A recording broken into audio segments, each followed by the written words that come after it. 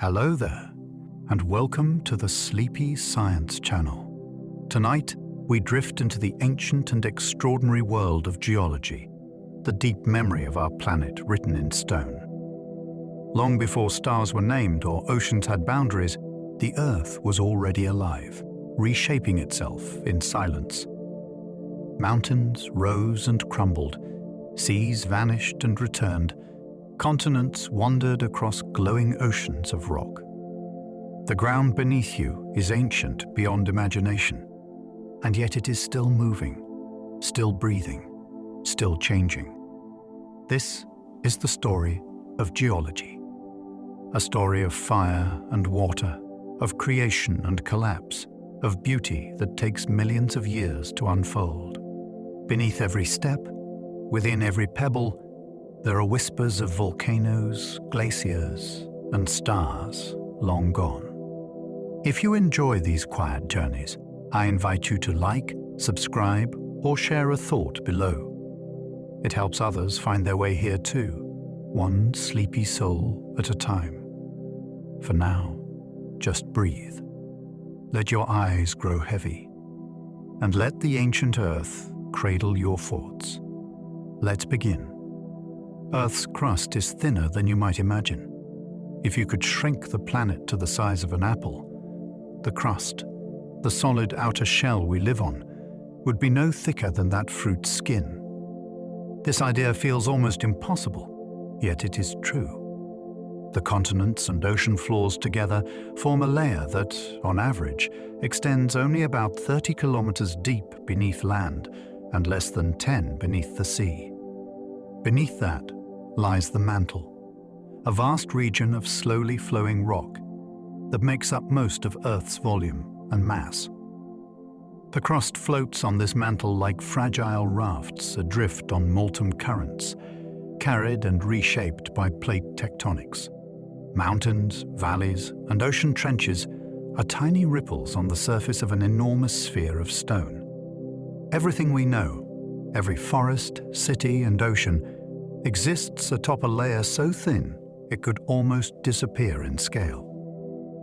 Granite once flowed like molten rivers deep underground. Long before it hardened into the rugged stone we see today, granite was alive with heat. Deep within the Earth's crust, molten magma gathered in hidden chambers, moving like slow rivers of fire. Over millions of years, it cooled and crystallized into the familiar speckled rock that now forms the hearts of mountains. Each grain of quartz and feldspar once shimmered in a molten glow before solidifying forever. When you run your fingers over granite, you are touching the cooled remains of that ancient flow, frozen in time. Many of the world's great landscapes, from Yosemite's cliffs to the Scottish Highlands, were shaped by granite rising and solidifying below the surface. It holds within it the patience of the planet itself, a reminder that what appears solid today was once liquid light, slowly transforming beneath unimaginable pressure into something enduring and eternal. Diamonds can form in a heartbeat when conditions are right. Most diamonds take billions of years to grow deep within the mantle, born from carbon crushed and heated beyond imagination. But nature can be unpredictable. Under the most extreme pressures, carbon can rearrange itself into diamond almost instantly. These sudden transformations happen miles beneath the surface, where temperatures are hotter than molten metal and pressures exceed anything humans can replicate for long. When volcanic eruptions bring these gems upward, they travel through narrow pipes of rock called kimberlites, carrying a story from the depths of Earth's creation. Each diamond you see, no matter how small, once existed in darkness and heat so fierce it could melt steel. Whether formed slowly or in a geological heartbeat, each crystal captures a moment when ordinary carbon became extraordinary. They are nature's perfect record of transformation, born from chaos and pressure, rising toward light through the very bones of the planet. Some mountains are still rising faster than your fingernails grow. Mountains appear eternal, but they are alive with movement. Deep beneath the surface, tectonic plates push and collide, forcing rock upward inch by inch. In the Himalayas and parts of the Andes, this slow collision is still lifting peaks faster than your fingernails grow. What feels solid is actually part of an endless cycle of uplift and erosion. Wind, water, and ice tear mountains down grain by grain, while forces deep below rebuild them in a rhythm that is played out for hundreds of millions of years. A mountain may seem motionless, but if you could speed up time, you would see it breathe, swelling upward as continents collide. The stone beneath your feet may once have rested on the ocean floor, carried skyward over epochs. These giants remind us that Earth is not still at all, but in constant motion, reshaping itself even as we sleep.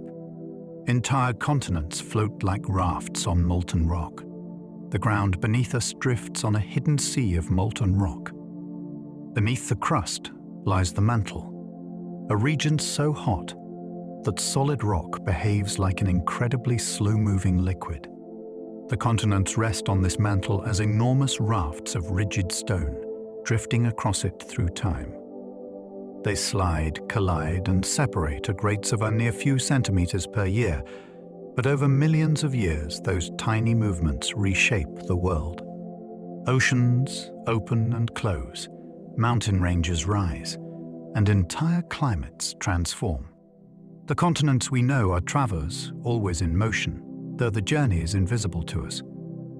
This slow drifting is what once united all land into the supercontinent Pangaea, and will one day bring the continents together again. Our planet is alive beneath its calm surface, and we are passengers on its vast drifting plates, carried across geological seas without ever feeling the motion. Earth's surface is constantly recycling itself through plate tectonics. Nothing on the planet's surface is permanent. The continents and seafloors we see today are part of an endless process of destruction and renewal, known as plate tectonics. Where plates collide, mountains rise. Where they separate, new ocean crust forms as molten rock wells upward. In other places, one plate dives beneath another and sinks back into the mantle, melting to become part of the Earth once more. Even the ground beneath the oceans is born, spreads, and disappears on a timescale of tens of millions of years. Every grain of sand, every cliff, every volcanic plain is part of this great planetary cycle. Earth is the only world we know of that recycles itself so completely, using the slow power of heat and gravity to keep its surface young. The planet's skin is never truly still, but forever shedding and remaking itself in quiet, graceful motion. The Himalayas are still growing taller every single year. High above the clouds, the Himalayas continue to rise. Their growth began around 50 million years ago, when the Indian plate collided with the Eurasian plate, crumpling the crust like folded fabric. That collision is still happening, pushing the mountains upward by a few millimeters each year.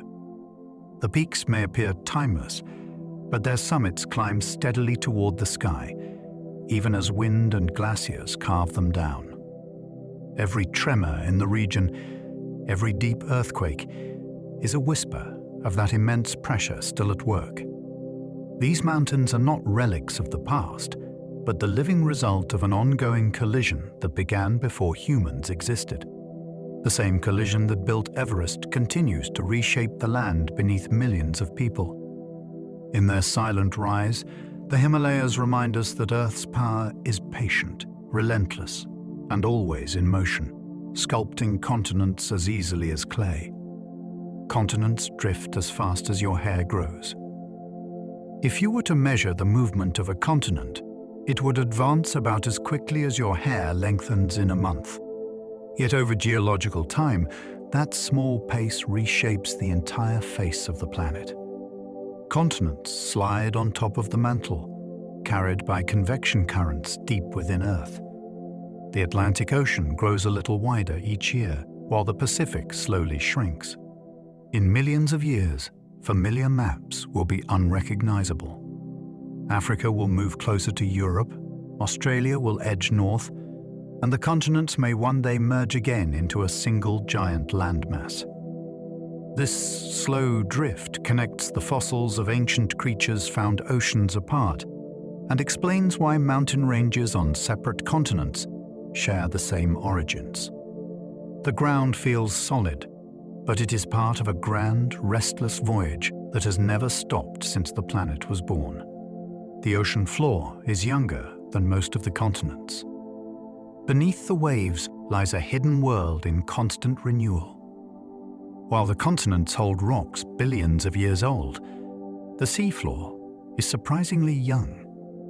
Along mid-ocean ridges, molten rock rises, cools, and forms new crust that slowly spreads outward.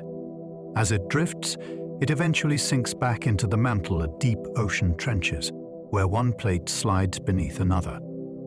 This recycling means no ocean crust lasts longer than about 200 million years, a fleeting moment in Earth's long history.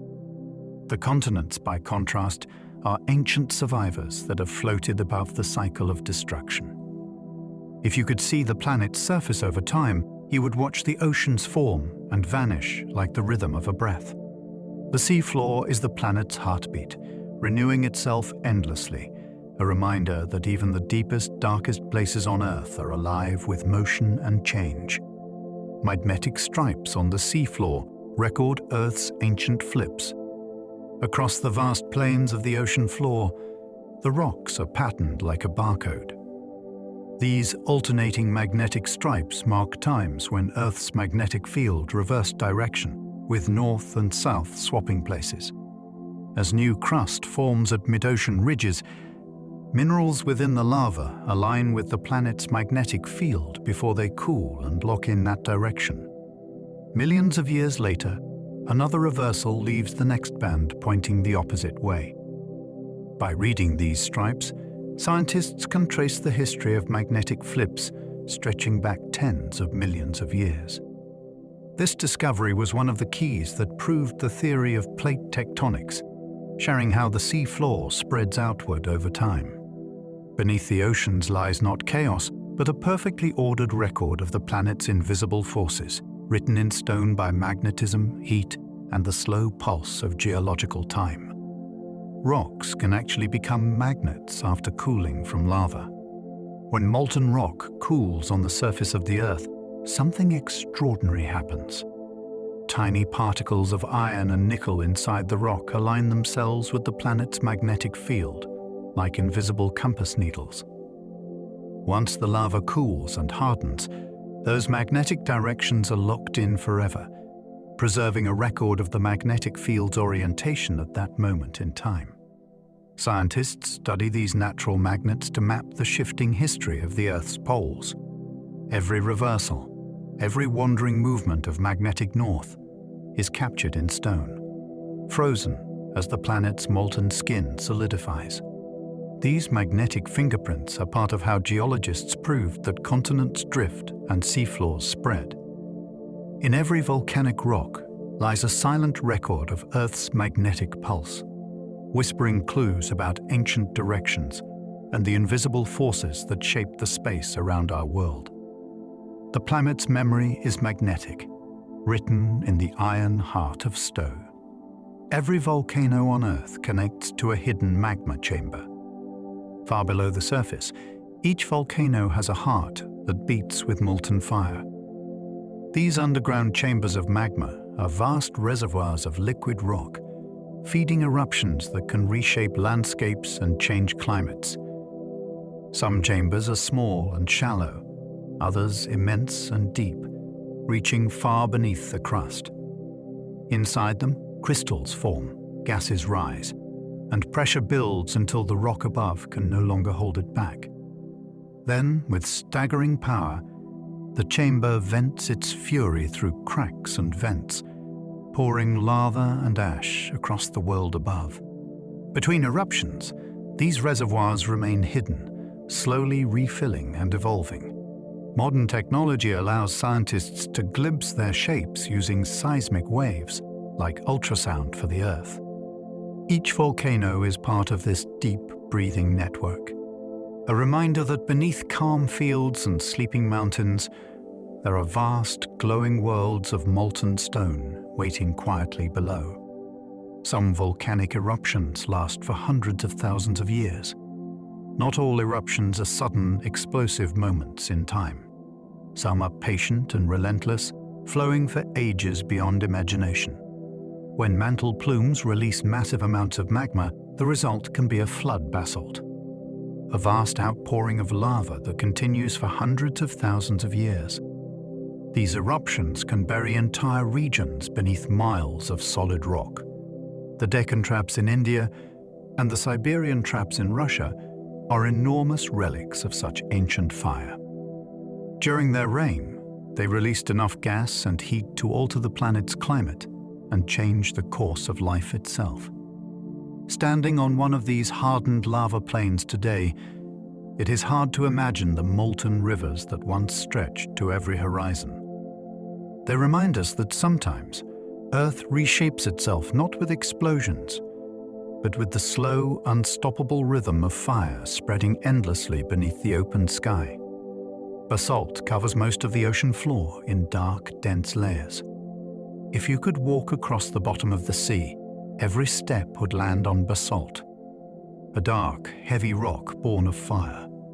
It forms when molten material from the mantle erupts along mid-ocean ridges and cools quickly in contact with seawater. The result is a vast, unbroken crust stretching across the ocean basins like the planet's armor. Unlike the lighter rocks of the continents, basalt is rich in iron and magnesium, giving it its deep color and weight. Its solid layers continually renew as the seafloor spreads outward, while old sections sink back into the mantle and melt again. Each square inch of the ocean floor has been part of this endless cycle of creation and destruction. Beneath the waves, basalt holds the history of Earth's most patient movements, layer upon layer of cooled magma, forming the quiet foundation of the world's oceans. Pillow lava freezes in shapes that look like underwater balloons. When lava erupts beneath the ocean, it cools so fast that its outer layer hardens instantly, while molten rock still pushes from within. This strange process creates rounded shapes that resemble pillows or bubbles stacked upon each other. These smooth, bulbous formations, called pillow lava, can cover entire stretches of the seafloor. Each pillow is a snapshot of fiery motion frozen in an instant, showing how molten rock interacts with cold seawater. When explorers find pillar lava on land, it tells them that the area was once deep underwater. The sight of it is eerie and beautiful, as though the stone itself still remembers flowing like liquid before being sealed by the chill of the sea. These shapes are geological sculptures of time, proof that even in the dark, crushing depths, the planet's creative forces are always alive and at work. Obsidian is volcanic glass, cooled in an instant. In moments of explosive eruption, lava can cool so rapidly that crystals never form at all. The result is obsidian, a natural glass that gleams with dark beauty. It is smooth, sharp, and reflective, formed when molten rock meets cold air or water and solidifies almost instantly. For thousands of years, humans have prized it for its perfect edges, crafting blades, tools, and ornaments. Yet behind its mirror-like surface lies a story of extreme change. Molten fire arrested mid-motion, heat transformed into fragility. Obsidian breaks easily, but along the break, it reveals stunning curved patterns called conchoidal fractures, as if each fracture remembers the flow of the original lava. This gassy rock stands as one of geology's most dramatic contrasts. Born in violence, yet perfectly still, fragile, yet ageless. a piece of fire caught forever in the stillness of stone. Some rocks preserve bubbles of Earth's ancient atmosphere. Trapped within the tiniest hollows of rock, scientists have discovered microscopic bubbles of air that have survived for millions of years. These preserved pockets are like time capsules, sealing the chemical signature of the atmosphere from ages long past. By studying them, researchers can learn what gases once filled the skies, how much oxygen existed, how much carbon dioxide warmed the planet, and how volcanic activity or life itself changed the balance. Some of these bubbles formed in cooling lava, others within sediments or ice. Each one contains an echo of an ancient breath, a ghost of the air that once surrounded early forests, giant reptiles, or even the first life to breathe. To hold such a rock is to hold a fragment of vanished sky, a delicate record of the ever-changing air that connects all living things across the long history of Earth. There are mountains higher than Everest hidden beneath the sea. Far below the surface of the oceans lie mountain ranges that dwarf the world's highest peaks. Along the mid-ocean ridges, immense chains of volcanic mountains stretch for tens of thousands of miles, rising higher from their base to their crest than Everest does above sea level. These submarine ranges are mostly unseen, shrouded in darkness and immense pressure, yet they are among the most active regions on Earth. Lava continually emerges from fissures, building new peaks and valleys in slow, steady motion. The tallest of these hidden giants, such as Mauna Kea when measured from its base beneath the sea, surpasses even the great Himalayan summits. They are reminders that much of Earth's beauty and grandeur lies unseen beneath the waves. Vast, silent kingdoms of rock that grow and shift in darkness, shaping the world from below without a single glimpse of the sun. Earth's deepest point is nearly as far below sea level as planes fly above it. At the heart of the Pacific Ocean lies the Mariana Trench, a chasm so deep that if Mount Everest were dropped into it, the peak would still be submerged by more than a mile of water. The trench's deepest known point, the Challenger Deep, reaches nearly 7 miles beneath the surface, almost the same distance as passenger planes travel above the Earth. Down there, the pressure is immense, crushing enough to flatten steel, yet even in that darkness, life endures. Strange organisms glow in the black water, thriving among mineral-rich sediments. The trench marks a subduction zone, where one tectonic plate slips beneath another and sinks back into the mantle. It is not just the lowest point on Earth, but one of the planet's great engines of renewal.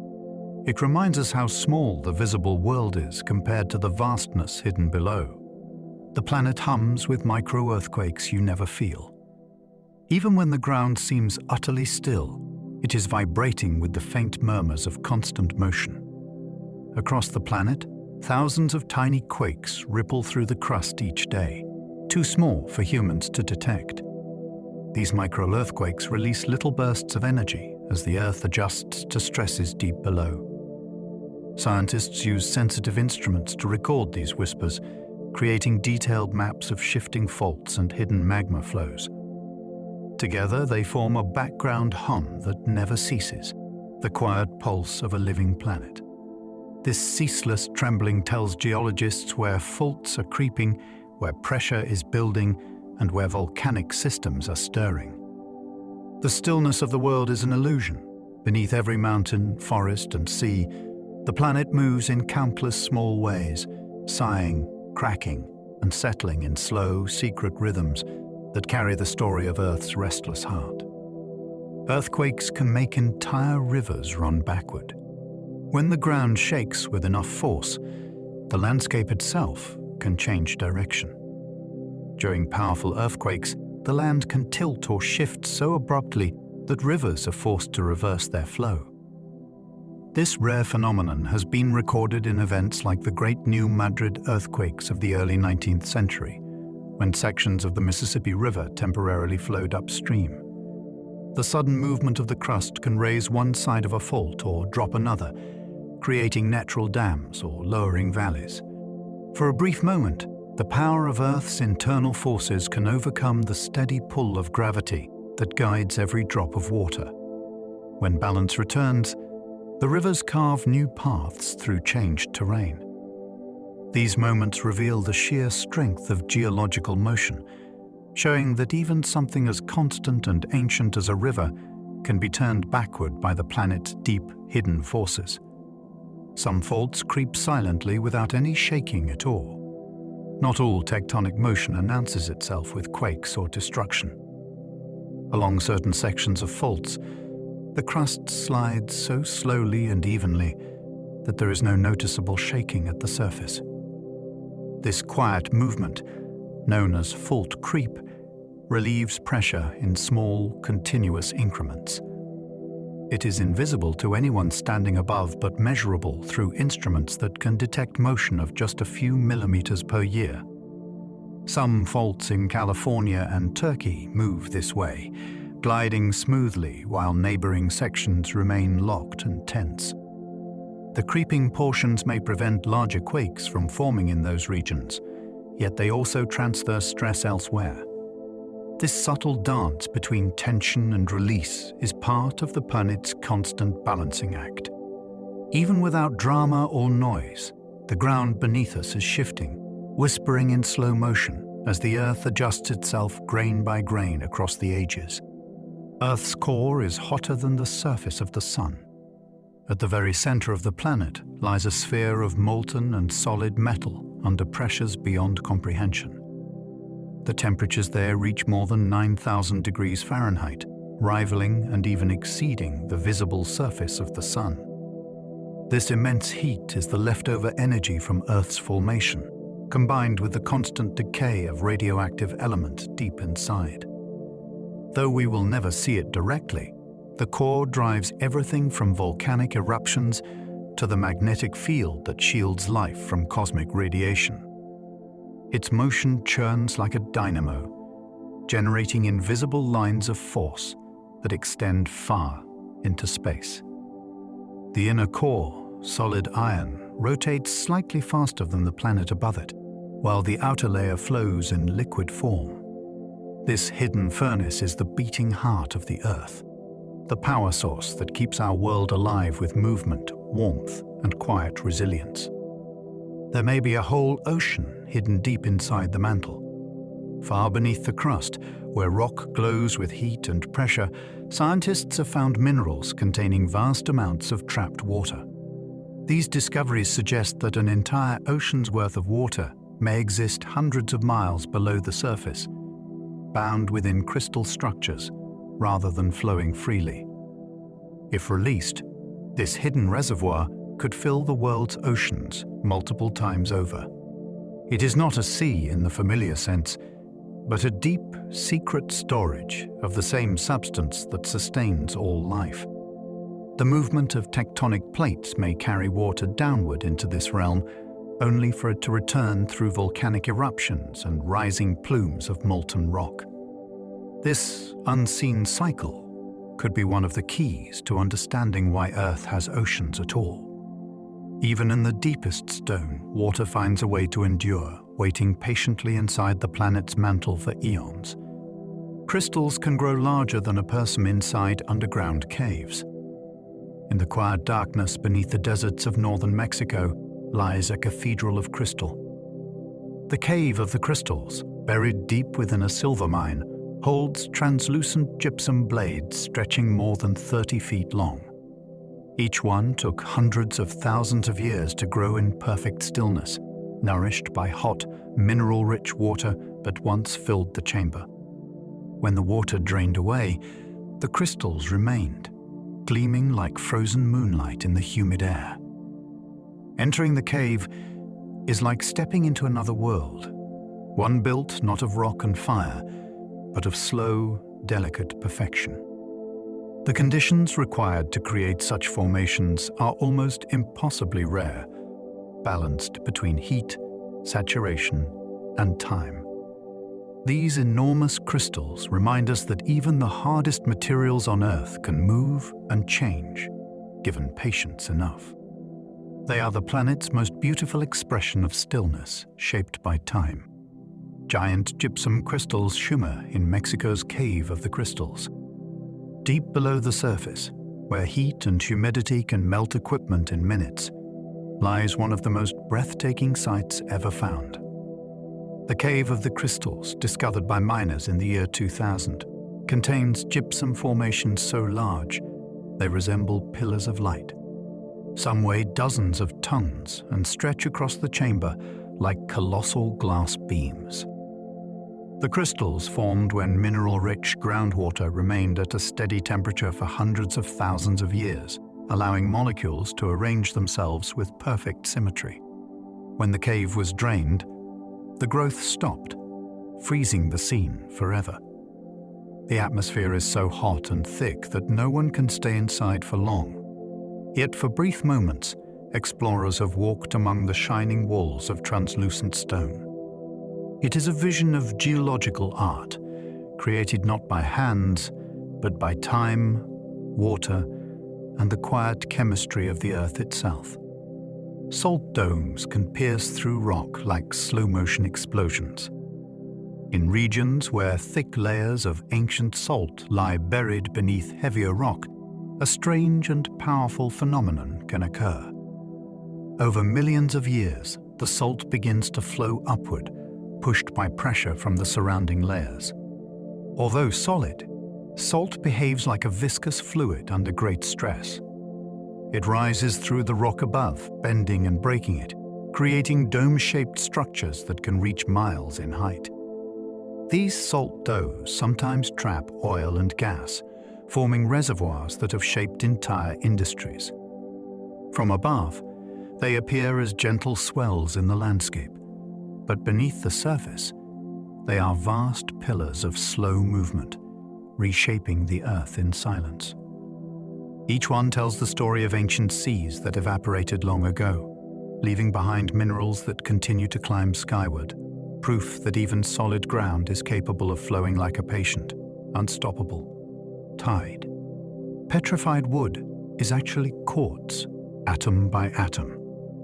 What looks like a fallen tree turned to stone is something far stranger and more delicate. When a tree is buried by volcanic ash or sediment, minerals carried by groundwater seep into its cells. Over thousands of years, each tiny structure of wood is replaced molecule by molecule with quartz, preserving every ring, knot, and fiber in perfect detail. The result is a fossil that still looks like wood, but feels cold and heavy to the touch. Sometimes trace elements color it in hues of red, yellow, or green, painting a natural artwork within its grain. Holding a piece of petrified wood is like holding a memory made solid, a living thing transformed into crystal by the patience of time. It is nature's way of saying that nothing truly disappears, it only changes form, keeping the story of life locked within stone. Coal began as ancient forests trapped in swampy worlds. Long before humans walked the earth, vast tropical forests covered much of the land. When these forests died, their fallen trunks and leaves sank into oxygen-poor swamps, where decay slowed to a crawl. Layer upon layer of plant matter built up, pressing down under its own weight. Over millions of years, heat and pressure transformed that buried organic material into coal, a dense rock made of concentrated carbon. Within every piece of it lies the energy of sunlight captured by plants from a prehistoric sky. Burning coal releases that ancient sunlight once more, a ghostly return of energy stored for eons. The process that created it tells a story of transformation, where life became stone and sunlight became fuel. Every lump of coal carries the imprint of ancient forests, the breath of a vanished world condensed into dark, glittering veins beneath our modern one. Oil comes from the buried remains of ancient plankton. Long before dinosaurs roamed the land, the oceans were filled with microscopic life. When those tiny organisms died, they sank to the seafloor and mixed with mud, forming thick layers of organic sediment. Over millions of years, the weight of the ocean pressed them deeper, heating and compressing them until their carbon-rich remains transformed into liquid hydrocarbons. Trapped within porous rock, these ancient molecules became the oil that powers modern civilization. Every drop we burn once drifted through a primordial sea, gathering sunlight through the simplest forms of life. In a way, the energy that fuels our world is the sunlight of Earth's deep past, stored beneath miles of stone. The story of oil is not only one of geology, but of biology, chemistry, and time, woven together in the quiet darkness below the surface, waiting for discovery. Every grain of sand tells the story of a vanished mountain. Each tiny grain of sand once belonged to something far greater. Long before it rested on a beach or desert, it was part of a towering mountain or an ancient bedrock plain. Over millions of years, wind, water, and ice ground that rock down to its smallest possible pieces, carrying them across rivers and seas. A single grain might have tumbled through glaciers, flowed down canyons, or drifted across oceans before coming to rest. Under a microscope, its shape and composition reveal the kind of rock it came from and the journey it took. Some grains still shine with fragments of quartz from ancient continents.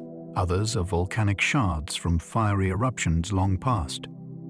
Every handful of sand is a storybook of time, a collection of broken worlds reduced to glittering fragments that will, one day, be pressed back into stone and start the cycle again.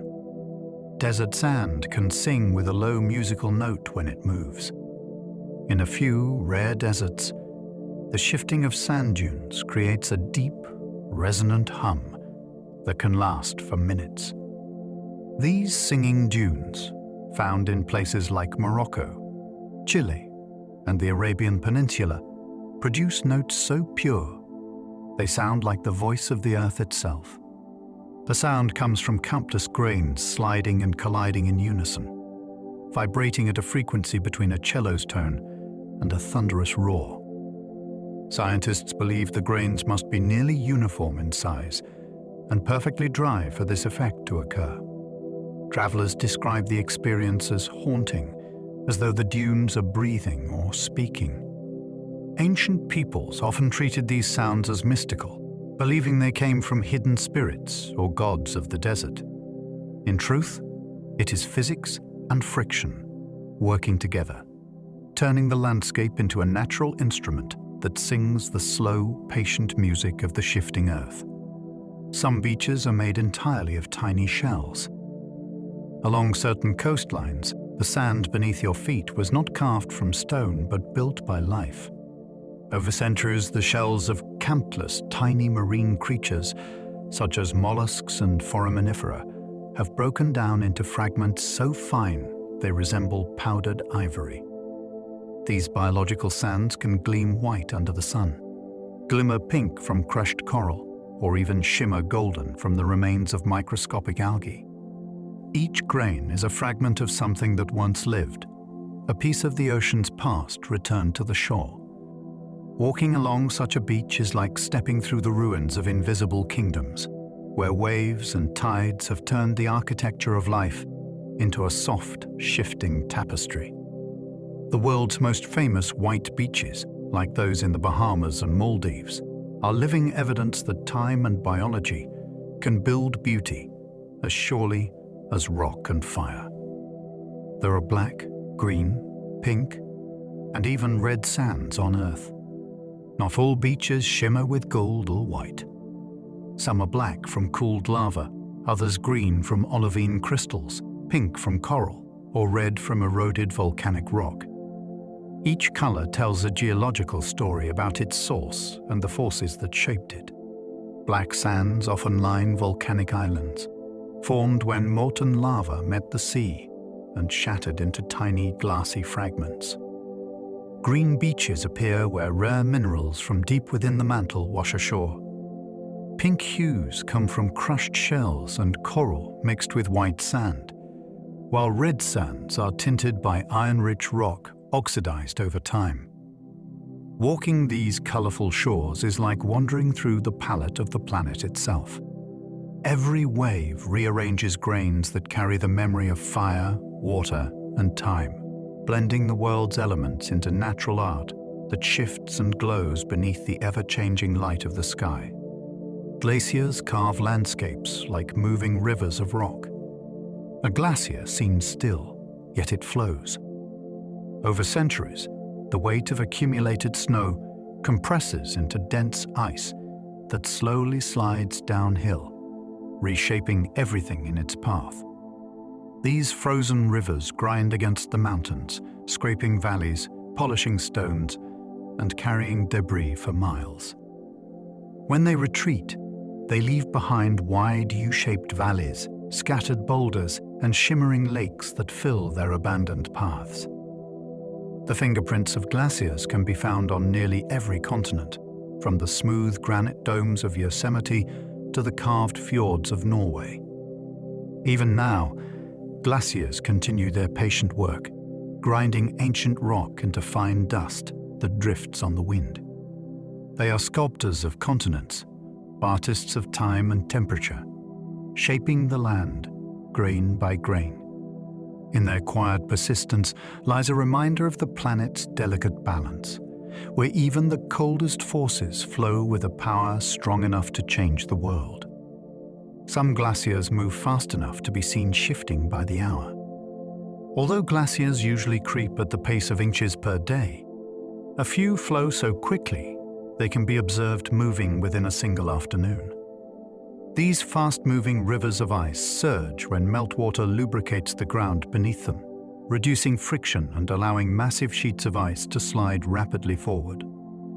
In Greenland and parts of Alaska, scientists have documented glaciers racing ahead at surprising speeds, their fractured surfaces groaning and cracking as they go. From a distance, the motion seems impossible. Solid ice, behaving like liquid stone.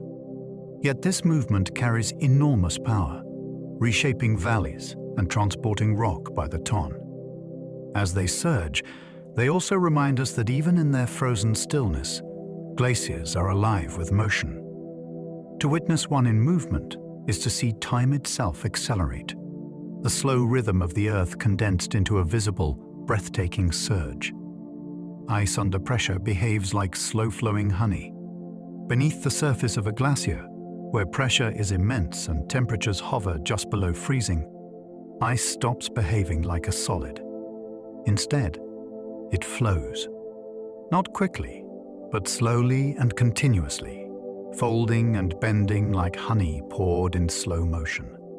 The crystals within the ice deform and slide past each other, allowing entire masses to creep downhill.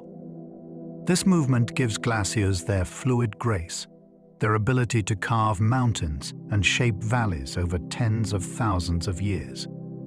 Under the right conditions, even solid rock can behave this way, flowing over geological timescales. Watching ice deform under pressure in laboratory experiments reveals how matter blurs the line between solid and liquid. What appears unyielding becomes supple with enough time and weight. The planet's greatest transformations often happen not in sudden bursts, but through the quiet persistence of materials learning to move under pressure. Fossils can capture raindrops that fell hundreds of millions of years ago. Sometimes the smallest traces of the past survive in stone. On slabs of ancient sedimentary rock, scientists have found delicate impressions of raindrops that fell onto soft mud long before humans existed. Each tiny crater records a moment in time.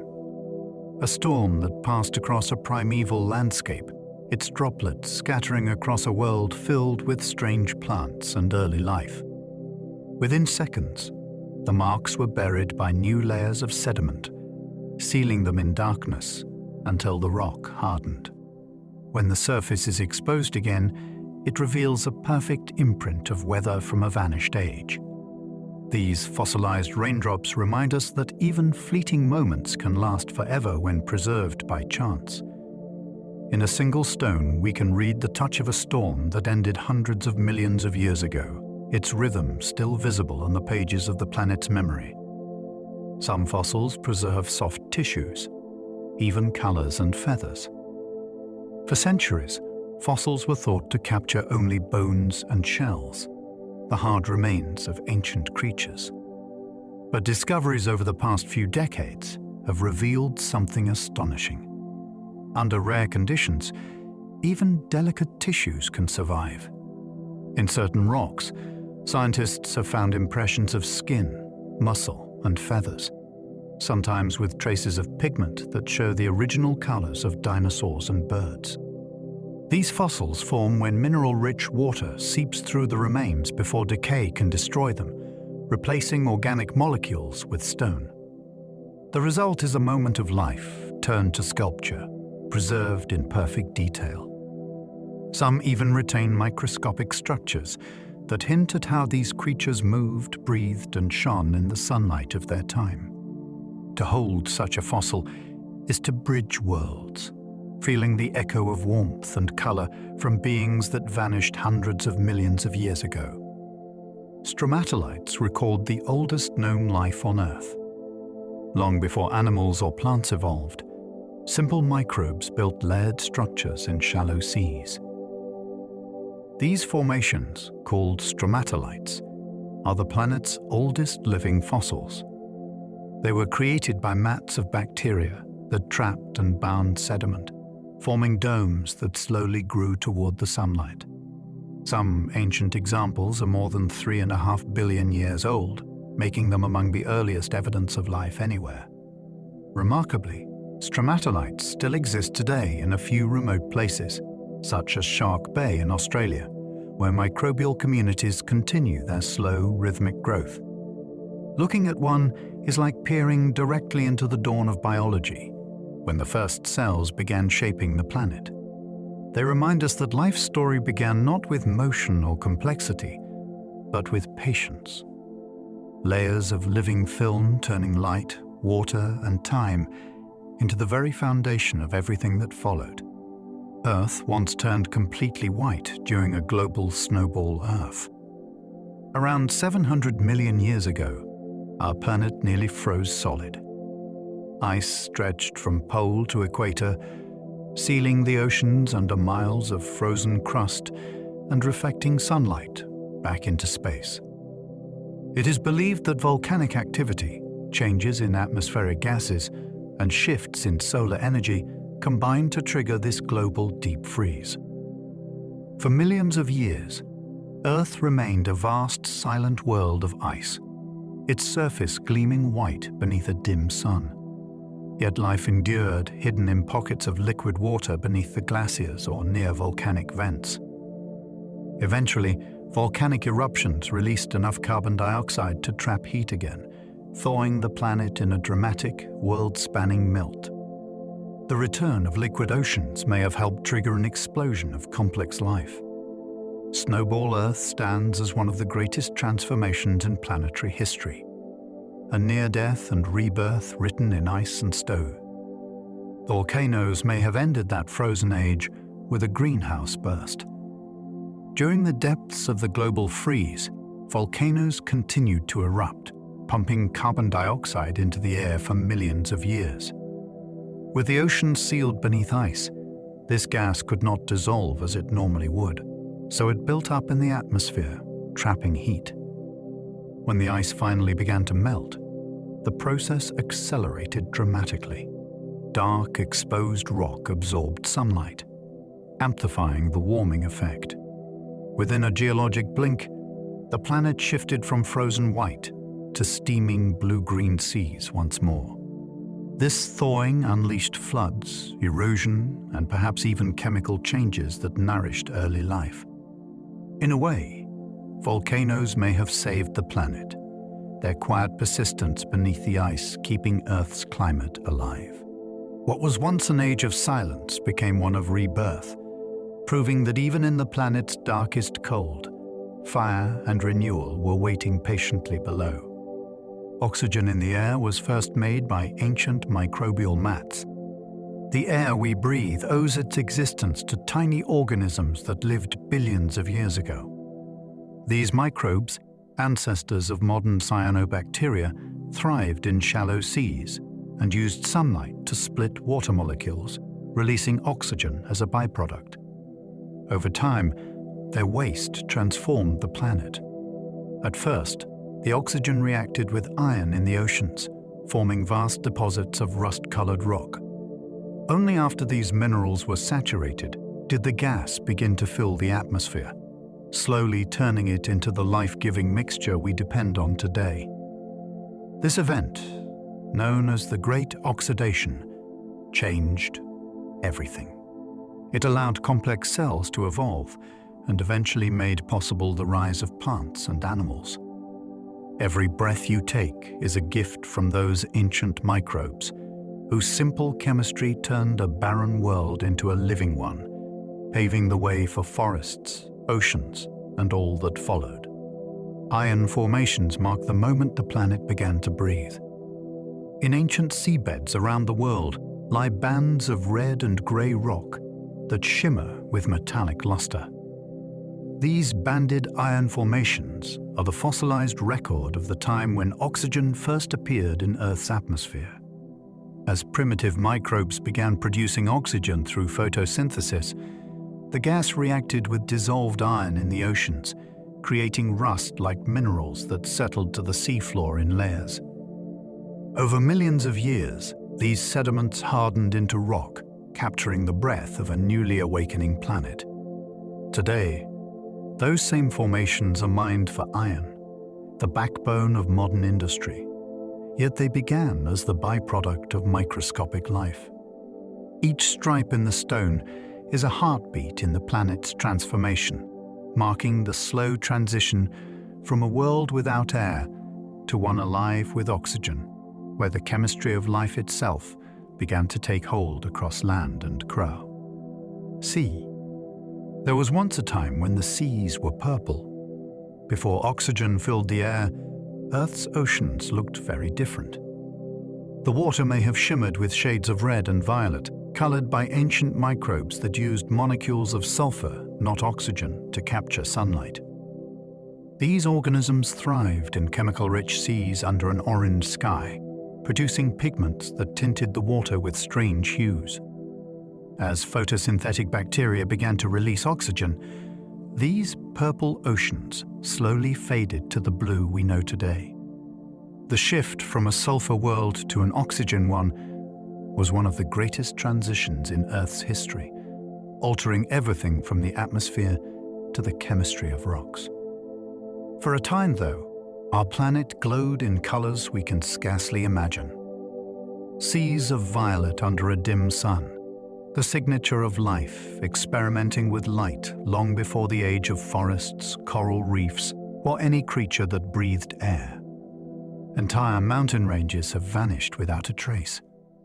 The continents we see today are only the latest version of Earth's face. In deep time, entire mountain ranges have risen and eroded away so completely that no trace of them remains. Wind, water, and gravity work patiently, wearing down even the tallest peaks grain by grain. The roots of ancient mountains sometimes survive as crystalline rock buried beneath newer layers, clues left behind for geologists to find. Some of the oldest continental crusts once bore enormous ranges, now reduced to flat plains. Over hundreds of millions of years, erosion can erase a mountain as easily as waves smooth a pebble. The planet is always rebuilding itself, and what seems eternal to us is only a temporary sculpture in the ongoing art of geology. Every plain and valley was once a summit, and every stone carries the ghost of a vanished mountain in its heart. Continents have collided and split apart many times in Earth's past. Over the course of billions of years, the continents have gathered and drifted apart like slow-moving puzzle pieces. Driven by heat rising from the mantle, the crust has folded, fractured, and rearranged itself again and again. Each collision built new mountains, each separation opened new oceans. This process, known as the supercontinent cycle, has repeated at least half a dozen times. When continents collide, rocks are buried deep and reborn through heat and pressure. When they separate, new crust forms, carrying ancient fragments of lost worlds. The scars of these migrations are visible in matching fossils and rock patterns found on opposite sides of modern oceans. The land beneath our feet is not fixed, but part of a restless dance that never ends. Proof that the ground we stand on has traveled far, carrying the history of countless ancient worlds within its foundations. There have been at least 6 supercontinents before ours. Before Pangaea, before even Rodinia, the Earth assembled and broke apart at least 6 times, forming vast supercontinents that drifted through the ages. Each one had its own mountains, oceans, and climates, its own rise and fall, written in stone. Nuna, Columbia, Rodinia, Pannotia, and Gondwana are names given to these lost worlds, their remains scattered across the globe. When they existed, life was often microscopic, yet their formation shaped the chemistry of the oceans and atmosphere. Each breakup and reunion altered the course of evolution, stirring the climate and shifting the deep currents of the planet. The continents we know are pieces of those ancient giants, survivors of a cycle that spans billions of years. To study them is to read Earth's autobiography, written across time, where even the land itself is temporary and nothing stays whole for long. Pangaea was only the most recent supercontinent. About 250 million years ago, nearly all land on Earth gathered into a single vast supercontinent surrounded by a global ocean. This colossal landmass, called Pangaea, stretched from pole to pole, connecting regions that are now continents apart. Its interior was harsh and dry, far from the sea's moderating influence, while its coasts teemed with early reptiles and forests. Over tens of millions of years, heat beneath the crust built pressure until cracks appeared, splitting the land apart. The Atlantic Ocean opened, and the continents began drifting toward their modern positions. Fossils of identical plants and animals found on opposite sides of the ocean are silent witnesses to that ancient unity. Pangaea's breakup shaped modern geography and climate, setting the stage for everything that followed. It was not the first supercontinent, nor will it be the last, only one chapter in Earth's endless drift. The next supercontinent may already be forming under the Pacific. Far beneath the waves, the slow movements of the tectonic plates are setting the stage for the next great rearrangement of Earth's surface. Scientists predict that in 200 to 300 million years, the continents may once again converge into a new supercontinent. Some models suggest the Pacific Ocean will close as Asia and the Americas move together, forming a landmass sometimes called Amasia. Others imagine the Atlantic closing instead, drawing Europe and the Americas toward each other. Though the outcome is uncertain, the process is inevitable. The same invisible currents that tore Pangaea apart are still at work, shifting continents inch by inch. To imagine the world that far ahead is to realize how temporary our maps truly are. The Earth is always remaking itself, and somewhere deep below, the first motions of the next supercontinent have already begun. Australia is drifting north toward Asia every single year. Far beneath the continent of Australia, the tectonic plate that carries it is slowly gliding northward at a pace of a few centimeters each year. Over millions of years, this gentle motion adds up to thousands of kilometers. Eventually, Australia will collide with the islands of Southeast Asia, raising new mountains and reshaping coastlines. Satellite measurements already track its yearly drift with astonishing precision. The motion is powered by deep convection currents in the mantle, where heat from the planet's core moves vast sheets of rock as if they were rafts on a molten sea. Though the movement is imperceptible to us, It changes maps, climates, and even ecosystems. Coral reefs grow where land once lay, deserts inch toward the tropics, and someday new mountain ranges will rise between the two regions. The continent's slow voyage north is one of the most graceful migrations on Earth. Africa may one day split into two separate continents. Deep within East Africa, a great rift stretches for thousands of kilometers, marking the place where the continent is slowly tearing apart. Volcanic activity, earthquakes, and thinning crust reveal that a new ocean may eventually form there. The East African Rift is a visible reminder that continents are never truly solid. They bend and stretch like skin over a living body. In a few tens of millions of years, the region that includes Ethiopia, Kenya, and Tanzania could separate from the rest of Africa, drifting eastward into its own landmass. Lakes such as Tanganyika and Malawi fill the rift's deep scars, early clues to the ocean that will someday flood in. Standing on its edges is like glimpsing the birth of a future continent. The process is slow beyond imagination, yet it is happening right now beneath our feet, shaping the world of tomorrow. Iceland sits directly above a tear in Earth's crust. The island of Iceland exists because it straddles the mid-Atlantic ridge, a boundary where two tectonic plates are moving apart. Here, molten rock wells upward through a long tear in the crust, building new land as it cools. The entire island is a crossroads of fire and ice, with glaciers resting beside active volcanoes. Hot springs, geysers, and lava fields testify to the restless energy below. Every few years, eruptions remind residents that their homeland is still under construction. The island's unique position makes it one of the few places where this boundary rises above sea level, allowing scientists to study the raw mechanics of plate tectonics in plain view. Iceland is a living experiment of creation, a place where the Earth quite literally grows before our eyes, balancing on the edge between the frozen North Atlantic and the molten heart of the planet. The Hawaiian Islands are a moving chain built by a stationary hotspot. In the middle of the Pacific Ocean, a plume of molten rock rises from deep within the mantle, punching through the crust to create volcanoes. As the Pacific Plate drifts slowly northwestward, each new eruption forms an island that eventually moves away from the hotspot, allowing another to take its place. This process has created a long chain of islands and undersea mountains stretching thousands of kilometers across the ocean floor. The youngest island, Hawaii, still glows with active lava flows, while the oldest islands, far to the northwest, have eroded into low atolls. By tracing this chain, scientists can map the movement of the Pacific Plate over millions of years.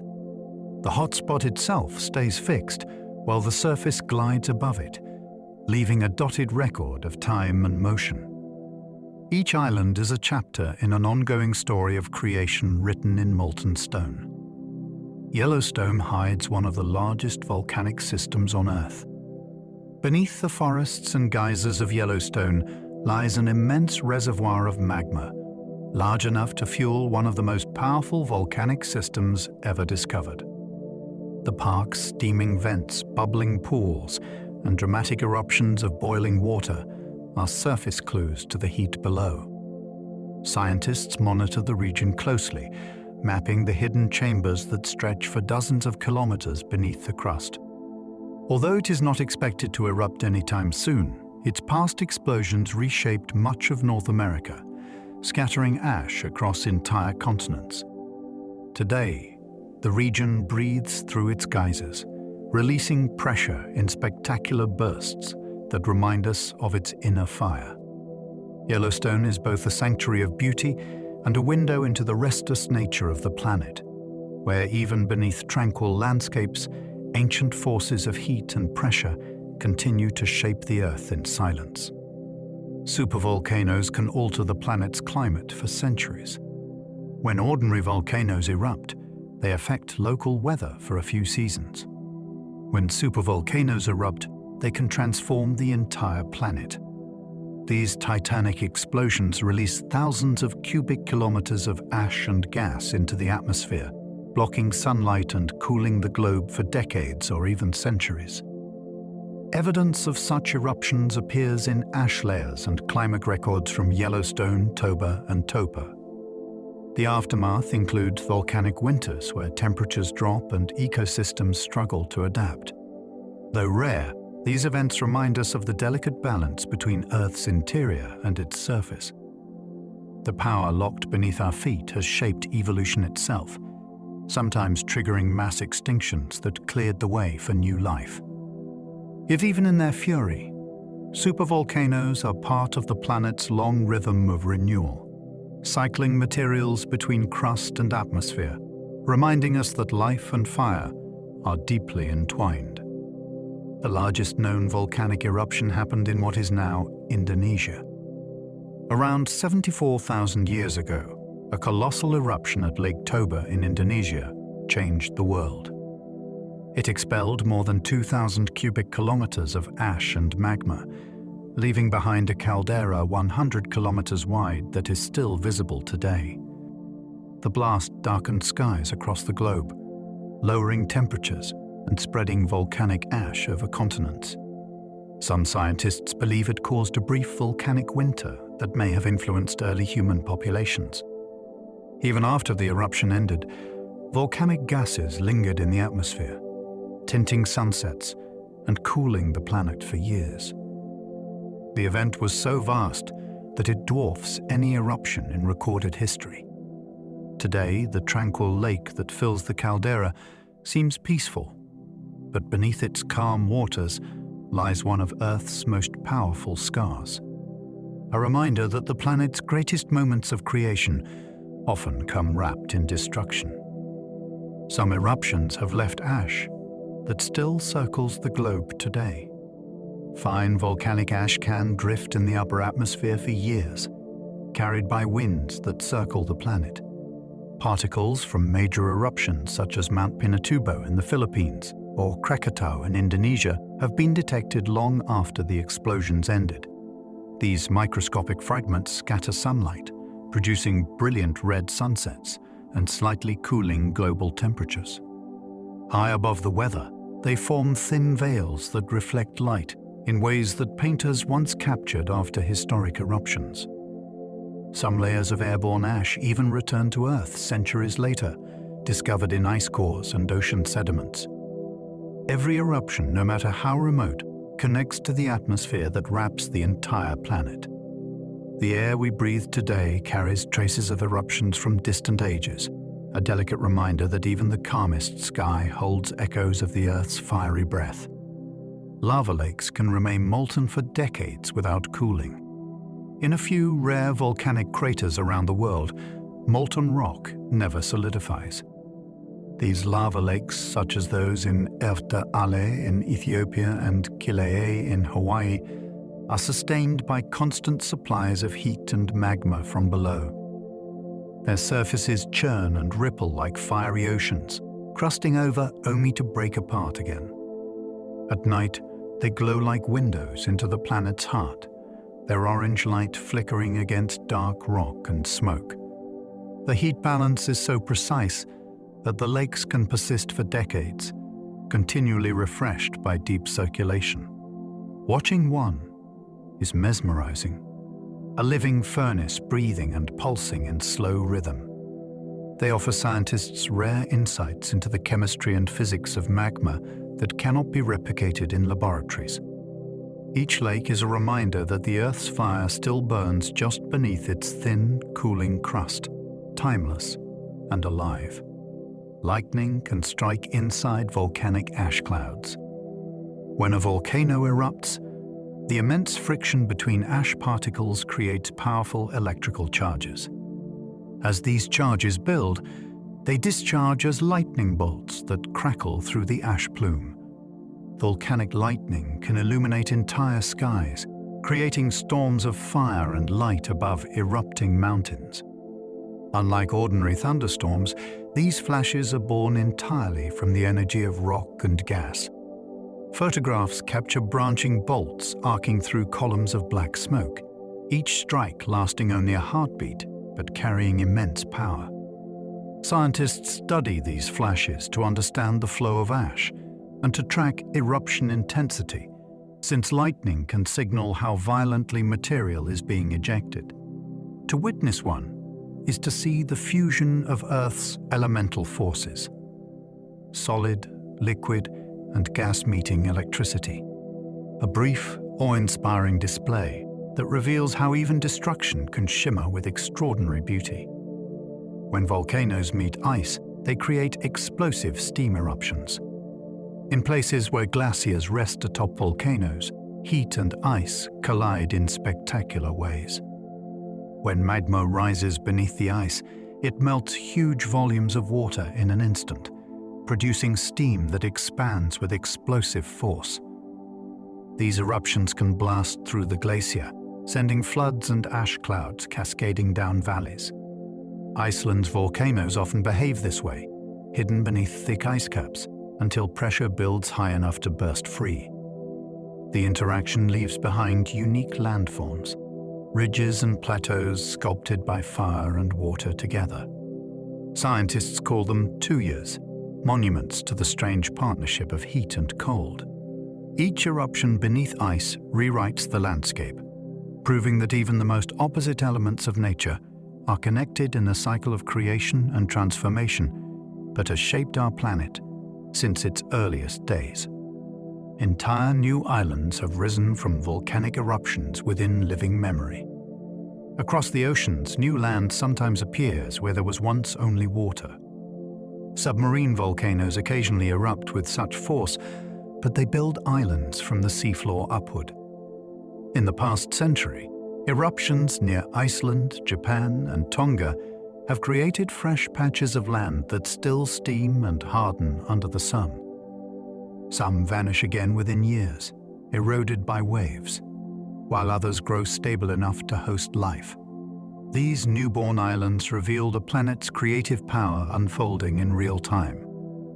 To watch one form is to witness the process that built continents long ago. Birds, plants, and eventually humans find their way there, turning raw lava into ecosystems. The emergence of new islands reminds us that Earth is not finished with its work. The planet continues to build, break, and begin again, renewing its surface one eruption at a time. Some lakes are filled with dissolved carbon dioxide that can erupt like soda. In parts of Africa, certain deep lakes contain massive amounts of carbon dioxide trapped beneath their surfaces. When the balance of temperature or pressure changes suddenly, that gas can burst upward in a deadly, invisible wave. Lake Nyos in Cameroon released such a cloud in the 1980s, suffocating life in nearby valleys. Scientists now monitor these lakes carefully and install systems to safely release gas before pressure builds too high. The phenomenon is called a limnic eruption, a rare but powerful reminder of how even tranquil waters can conceal immense energy.